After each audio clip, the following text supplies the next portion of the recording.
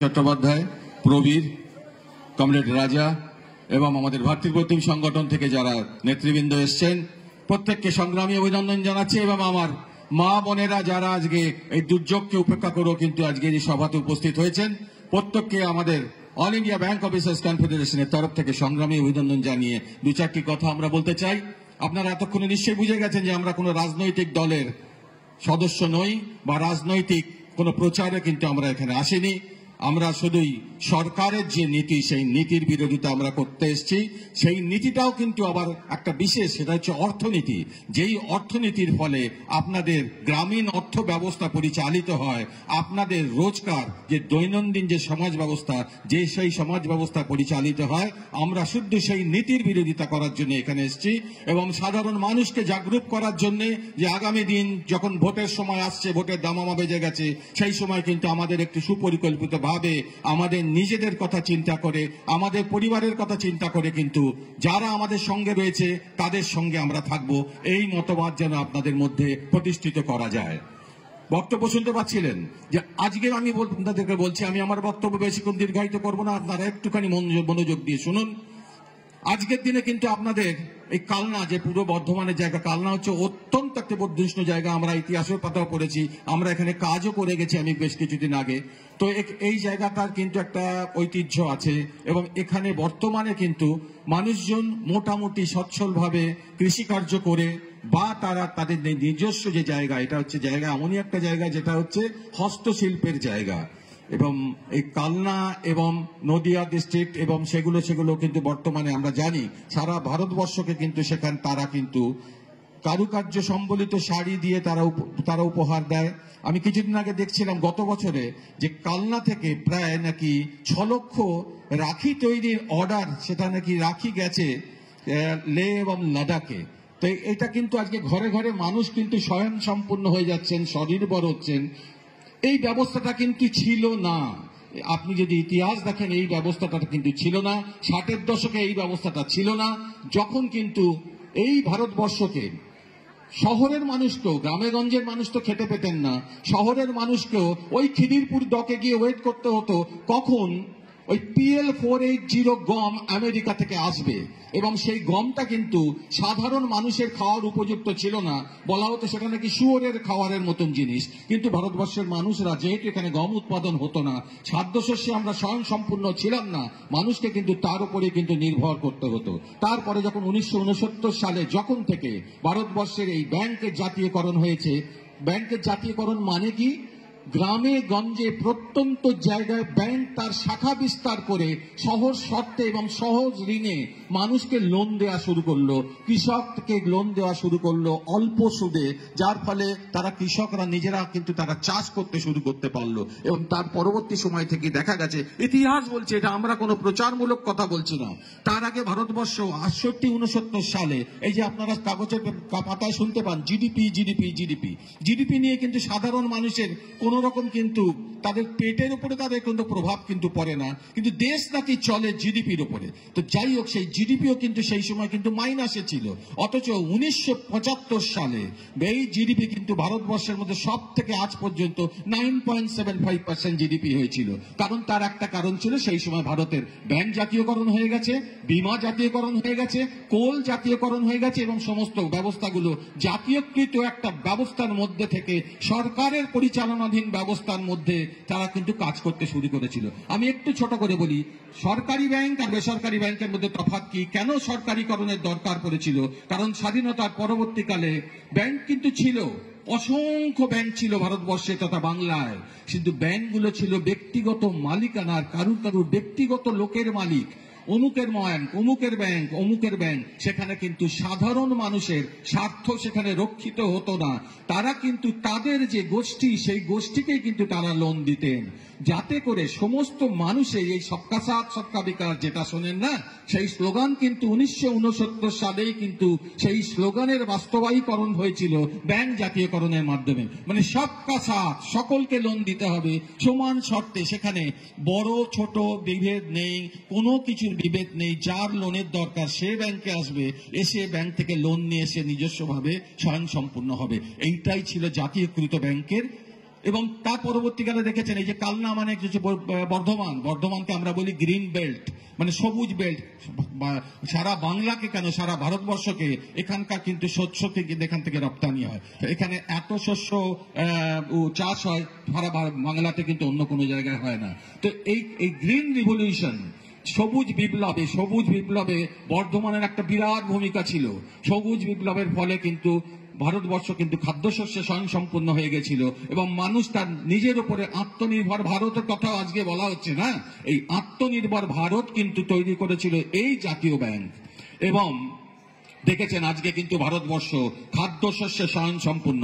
আমাদের খুব ভালো লাগে, আমাদের গর্ব লাগে যখন আমাদের ওই 56 ইঞ্চি ছাতিওয়ালা প্রধানমন্ত্রী বিদেশ সফরে গিয়ে যখন বলেন, अभी मेरा पास इतना खाना है, इतना खाद्य शस्य है कि सारे दुनिया का आधे को हम खिला सकते हैं। আমাদের গর্ব হয়, আমাদের জাতীয় ব্যাংকার হিসেবে আমাদের গর্ব হয় যে আজকে ভারতবর্ষ সারা পৃথিবীর অর্ধেক জনসংখ্যাকে ভারতবর্ষ খাওয়াতে পারে, কারণ আমরা এই খাদ্যশস্যে আজকে স্বয়ংসম্পূর্ণ হয়ে গেছি। এবং তার মূলে রয়েছে এই রাষ্ট্রীয় ব্যাংক, যারা অল্প সুদে কৃষককে লোন দিয়েছে, যারা অল্প সুদে গ্রামীণ মহিলাদের এই যে স্বনির্ভর গোষ্ঠী, সেই স্বনির্ভর গোষ্ঠীকে তারা কিন্তু পরিচালিত করেছে। আজকে গ্রামীণ অর্থ ব্যবস্থা আজকে গড়ে উঠেছে কিন্তু এই স্বনির্ভর গোষ্ঠী, গ্রামে গ্রামে স্বনির্ভর গোষ্ঠী। যদি আপনি বলেন যে স্বনির্ভর গোষ্ঠীতে সমস্ত ব্যাংক করেছে, আমরা কিন্তু আপনি পরিসংখ্যান দেখে নিন। আজকে বাংলার পরিসংখ্যান আমি আপনাকে দিচ্ছি, প্রায় 6.5 লক্ষ গত এক বছরে স্বনির্ভর গোষ্ঠীর অ্যাকাউন্ট খুলেছে। আপনি দেখুন পাশাপাশি প্রাইভেট ব্যাংক খুলেছে মাত্র 1000 অ্যাকাউন্ট। 6.5 লক্ষ আর 1000 তুলনা করুন। তাও কি, যেহেতু সরকারি ব্যাংক রয়েছে বলে তারা কিন্তু লাজ লজ্জার খাতিরে তারা 1000 করেছে। যেদিন সরকারি ব্যাংক থাকবে না, তারা বলবে এই স্বনির্ভর গোষ্ঠীকে আমি কেন লোন দিতে যাব ওই 4%, 5% ইন্টারেস্ট দিয়ে। কারণ হচ্ছে প্রাইভেট ব্যাংক হচ্ছে তারা শুধু মুনাফা করার জন্য তারা কিন্তু পড়ে থাকে। এবং এই প্রাইভেট সংস্থায় কিন্তু আজকে যে সমস্ত সরকারি সংস্থা একটু হলেও অসুবিধে বুঝতে পারেন, এই যে কমরেড রাজা উনি যিনি বীমা সংস্থায় রয়েছেন, আজকে বীমাকে কিন্তু একটুখানি টালমাটাল অবস্থায় দেখা যাচ্ছে। কেন দেখা যাচ্ছে? এটা সরকার করেছেন। ওই অনিল আম্বানির যে রিলায়েন্স নাভাল কোম্পানি, সেই কোম্পানি টাকা ফেরত দেয়নি আইডিবিআই ব্যাংকের কাছে। আইডিবিআই ব্যাংক ডুবে গেছিল। আইডিবিআই ব্যাংকে বলা হলো যে এলআইসি কে বলা হলো তুমি আইডিবিআই কে নাও, নিতে গিয়ে কিন্তু এলআইসির এই অবস্থা হলো। আমি বেশি পরিসংখ্যান দেবো না, এরকম অসংখ্য পরিসংখ্যান আছে। বিএসএনএল কিভাবে ডুবেছে সেটা বলতে গেলে আধা ঘন্টা বলতে হবে, আমাদের জানার দরকার নেই। আপনারা একটা কথাই জানুন যে এই সরকার সাধারণ মানুষের সরকার নন। আপনার যে সম্পদ, যে দেশের যে সম্পদ, সেই সম্পদের 40% সেই সম্পদের মালিকানা রয়েছে দেশের 1% মানুষের হাতে। আজকে বলা হচ্ছে ভারতবর্ষ 3য় বৃহত্তম অর্থনৈতিক দেশ, 5ম বৃহত্তম অর্থনৈতিক দেশ। এই নাকি আমরা নাকি প্রথম 1-2 এর মধ্যে চলে আসবো। কিন্তু আপনাদের কিন্তু এতটুকু কোন রকম সামগ্রিক উন্নতি হবে না, কারণ ওই 1% থেকে 2% মধ্যে কিন্তু ওইটা ঘোরাফেরা করবে।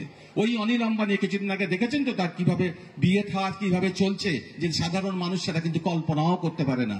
তারাই ইলেকট্রাল বন্ড কেনেন এবং তারাই কিন্তু বিভিন্ন কোম্পানির বরাত পান এবং তারাই কিন্তু ব্যাংকের টাকা নিয়ে কিন্তু তারা কিন্তু লোন শোধ করেন না। এবং সরকার বিভিন্নভাবে ব্যবস্থা করেন তাদের এই অনাদায়ী লোনগুলোকে কিভাবে ব্যাংকের খাতা থেকে মুছে ফেলে দেওয়া যায়, কারণ তারা সরকারের মসনদে বসেছেন তাদের ওই টাকাতে।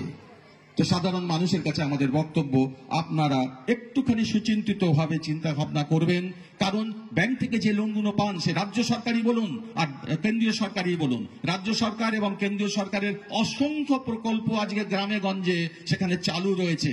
কিন্তু তার পরিসংখ্যান দেখে নিন, কি কেন্দ্রীয় সরকারের যে প্রধানমন্ত্রী স্বনিধি যোজনা, কি প্রধানমন্ত্রী যে অটল পেনশন যোজনা থেকে শুরু করে সমস্ত কিছু, গরিব কল্যাণ যোজনা থেকে শুরু করে রাজ্য সরকারের যে বিভিন্ন প্রকল্প, যারা ইয়ং জেনারেশন বসে আছে, স্টুডেন্ট ক্রেডিট কার্ড মাত্র 4% ইন্টারেস্টে দেওয়া হচ্ছে। কৃষকদেরকে যে লোন দেওয়া হয়েছে অত্যন্ত সাবভেনশন রেটে, তাদের অত্যন্ত কম, 4 কি তাদের পরে ইন্টারেস্ট পার্সেন্ট পরে 2 কি 3%। এইগুলো কিন্তু একটাও থাকবে না যদি ব্যাংক, যদি এই সরকারি ব্যাংক যদি বেসরকারীকরণ হয়ে যায়। কারণ বেসরকারি ব্যাংকের একটাই লক্ষ্য, সেটা হচ্ছে মুনাফা করা, লাভ করা। অলাভ দেওয়া কোনো জায়গায় তারা কিন্তু কাজ করবে না, এইটা আপনাদের মাথায় রাখতে হবে। আমরা কিন্তু কোন রকম কোন পলিটিক্যাল পার্টির হয়ে আমরা কথা বলছি না। শুধু মাথায় রাখবেন, যারা আপনাদেরকে এইগুলো করতে সহায়তা করেছে, আজকে স্বনির্ভর হতে সহায়তা করেছে, তাদের সঙ্গে থাকুন। সেটা বিজেপি হতে পারে, সেটা তৃণমূল কংগ্রেস হতে পারে, সেটা সিপিএম হতে পারে, সেটা কংগ্রেস হতে পারে, সেটা যে কেউ হতে পারে। এবং আমরাও সংগঠনের তরফ থেকে আমরা বারবার বলেছি, আমাদের ব্যাংকিং ব্যবস্থাকে বাঁচিয়ে রাখতে যে পলিটিক্যাল পার্টি এগিয়ে আসবে আমরা তাদের সঙ্গে আছি। কারণ আমাদের যে সংগঠনটা হচ্ছে all India bank officers confederation, অফিসারদের সর্বভারতীয় একটা বৃহৎ সংগঠন। এর মধ্যে সমস্ত মতাবলম্বী মানুষ আছেন। অতএব আমরা কোনো পলিটিক্যাল পার্টির কোনো আমরা বাহক নই, এটা মাথায় রাখবেন। আমরা ইনডিফারেন্টলি আপনাদেরকে কথাগুলো বলছি, কারণ এই কথাগুলো সাধারণ মানুষের শোনার দরকার আছে। কারণ হচ্ছে আজকের আকাশের মতনই কিন্তু ভারতবর্ষের সাধারণ মানুষের ভবিষ্যৎটা কিন্তু এই কালো মেঘে কিন্তু ছেয়ে আসছে। এটা মাথায় রাখতে হবে। কারণ এই সরকার সব সময় চেষ্টা করছেন যাতে বড় বড় কর্পোরেটদেরকে মদত করা যায়, সাধারণ মানুষের জন্য তারা কিন্তু কোনো রকম চেষ্টা করছেন না। তো এই আপনাকে যদি মাথায় রাখতে হয়, যদি সরকারি ব্যাংকে যদি আপনাকে মদত করতে হয়, তাহলে সরকারি ব্যাংকে কারা টিকিয়ে রেখেছে তাদেরকে মদত করতে হবে। আমরা বিভিন্ন জায়গায় সারা ভারতবর্ষ ঘুরে ঘুরে গ্রাম সভা করছি, নাগরিক সভা করছি। প্রত্যেক জায়গায় সাধারণ মানুষ এই অঙ্গীকার করছেন যে আমরা সরকারি ব্যাংকে বেসরকারি হতে দেব না। যদি সরকারের এইরকম কোনো প্রচেষ্টা দেখা যায় তাহলে আমরা সর্বশক্তি দিয়ে রুখে দাঁড়াবো। কিছুদিন আগে দেখেছেন আমাদের এই ব্যাংক, আমাদের এই সংস্থা all India bank officers confederation, তারাই কিন্তু প্রতিবাদের আওয়াজ আমরা তুলেছিলাম যখন এফআরডিআই বিল বলে একটি বিল আসতে যাচ্ছিল। যেই বিলের মাধ্যমে কিন্তু আপনারা যে টাকাটা ব্যাংকে রাখেন, সরকারি ব্যাংকের টাকা কিন্তু সুরক্ষিত, একদম সুরক্ষিত। সরকারি ব্যাংকের টাকা রাখলে সেই টাকা কিন্তু মার যায় না। কিন্তু এই ব্যবস্থাটাকে ভাঙার একটা পরিকল্পনা চলছিল। আমরা অত্যন্ত দৃঢ়ভাবে তার বিরুদ্ধে প্রতিবাদ করেছিলাম এবং গ্রামে গঞ্জে সাধারণ মানুষকে নিয়ে, শহরের মানুষকে নিয়ে আমরা কিন্তু এই আন্দোলনটাকে এমন একটা জায়গায় নিয়ে যেতে পেরেছিলাম যার ফলে সরকারকে কিন্তু পিছু হতে বাধ্য হয়েছিল। আজকেও কিন্তু সেই সময় এসছে, কারণ আমরা জানি যে ইলেকশনের পরেই কিন্তু সরকার কিন্তু প্রচন্ডভাবে চেষ্টা করেছে যে সরকারই আসুক। 1999 সালে কিন্তু আমরা এই all India bank officers confederation কিন্তু লড়াই করেছিল। তখন সরকার বলেছিল, কংগ্রেস গভর্নমেন্ট, তারা বলেছিল যে এই ব্যাংকের যে গভর্নমেন্টের যে মালিকানা সেটাকে 33%-এর নিচে আমরা নামিয়ে আনবো।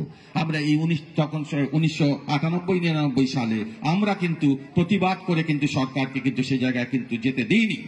যার ফলে কিন্তু মানুষ কিন্তু উন্নত হয়েছে, মানুষ কিন্তু সেখানে উপকৃত হয়েছে। এবং ব্যাংকে যারা যারা কাজ করেন, আজকে ধরুন সেই ভারতবর্ষের সব থেকে বড় সমস্যা হচ্ছে বেকারিত্ব সমস্যা।